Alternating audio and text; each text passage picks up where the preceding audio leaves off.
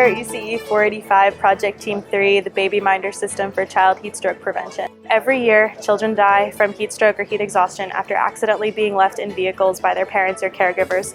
On average, about 40 children per year die from this epidemic, and it is really a statistic that we aim to lower by implementing a car seat unit, which includes a motion sensor, and a thermal sensor, and a car seat unit which utilizes a pressure sensor, both of which communicate to a smartphone application. I focus mostly on mechanical design and what the actual physical representation of our project would look like. Daniel and Brandon focus mostly on embedded systems and getting those sensors to work the correct way. Ryan Smith really focused on app development and integrating our Android app into the rest of the system, and Charles Hood kind of did everything. He was involved in a little bit of everything.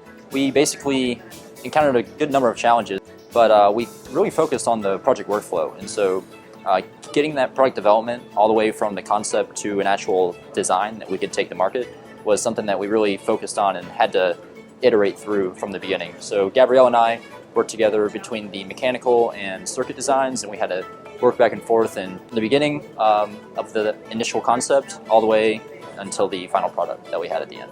So for our demo, we're going to show off the most basic use case, and that's when the driver gets out of the vehicle, moves away out of the Bluetooth connection distance, and then the smartphone will alert them that a child may have been left inside their vehicle. So Ryan over here is going to pretend to be our driver, so he'll get out of the car, and right here he's simulating a door being opened and closed. So now he will walk out of the distance, and once he gets far enough away, the smartphone application will go off and it will sound an alarm, and then he will be able to look at his phone and acknowledge it.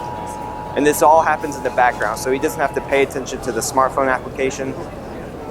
We had a lot of challenges that we had to overcome. One of our biggest challenges was getting low power implemented into our system, and also getting the different integrated systems to communicate with each other, the embedded system and the Android app, getting them to talk to each other and get the proper data that we needed.